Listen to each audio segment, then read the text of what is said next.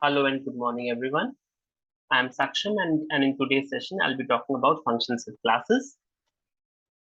So, the contents of the talk will go like this. First, we'll talk about functions. We'll give a brief introduction to functions. We'll talk about the motivation of using functions in programming. Then, we'll talk about example to use functions, how to test functions. In the next part, we'll talk about classes. We'll give a brief introduction to classes. We'll see how the classes are useful. And then, lastly, we'll see how to test classes. We'll begin with functions. So what is a function? A named group of instructions that accomplish a specific task when it is invoked. So this is the definition of function in programming. What is the motivation of using function in programming? There are two motivations, two prime motivations, I would say: modularity and reusability. Modularity means breaking a larger problem into smaller problem and then solving the overall problem as a whole. And we all know what reusability means. So here is not small snippet of code which shows a function to calculate the area of the square. So this is the return type of the function. This is the function name. This is the function parameter which is given as the input. Then this is the local variable inside this. Then this is the computation statement. Then this is the return area, means that the output given by this function. Next, we'll see what the different types of functions. It's important to note the different types of function in order to uh, have a knowledge of the examples. So the two different types of functions are library and built-in functions and user-defined functions.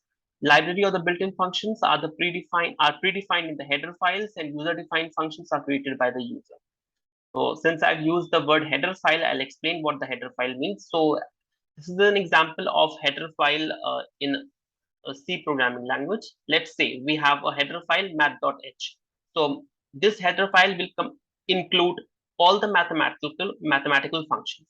stdio.h, this header file will include all the standard input output functions.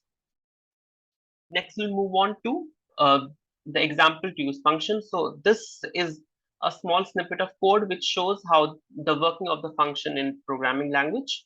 So the execution of the program begins in the body of the main statement. So after the execution of the body above the portion where the function name has been called, after the execution, the function name is, when it is called, the control flow flows to the first line of the function, and then the body of the function is executed. And as soon as the body of the function is executed, the control flow will flow to the next line. This is an example of a function which calculates the sum of two numbers. So let's say we have two numbers x and y. So this function is calculating the sum of the two numbers. So here this void add is the user-defined function, while printf, clear screen, get cache, these are the library or the built-in functions which are included in these header files. Next, we will see how to test functions. So in order to test function, first the function is written, then the function is imported in a program. Next, the execution result is examined.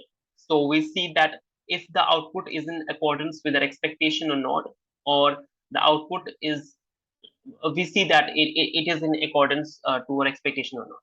So let's see, so let's suppose we want to test the max function. So we have this max function. So we include it in a program containing of the main block. So as soon as the max, so this function is basically calculating the max of the three numbers. So in the main portion, it is printing max equal to, then this function max function has been called. As soon as this line, the control comes to this portion, the control flows to this part, and then this entire block is executed, and the largest of the three numbers is returned. So this is the output which shows the largest of the three numbers. But one thing we need to take care of while testing functions is that all possible different types of test cases should be given as input in order to have effective testing. Next, we'll move on to the next part, which is classes.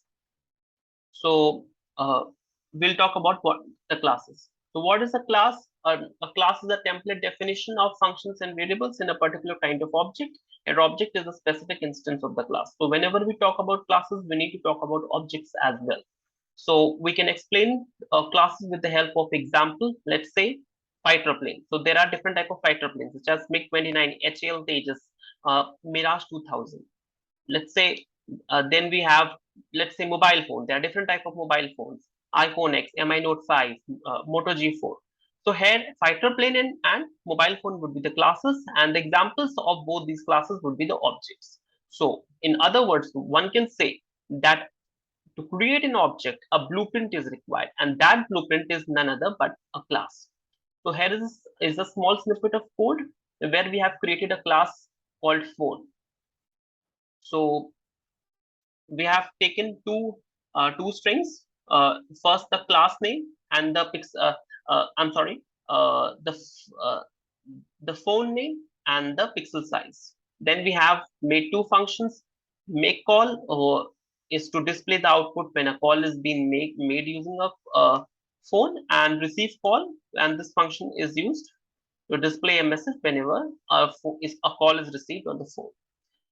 We now next we move on to the main block. In the main block, we create an object called phone1, whose name has been given as iPhone X, and some pixel size has been given.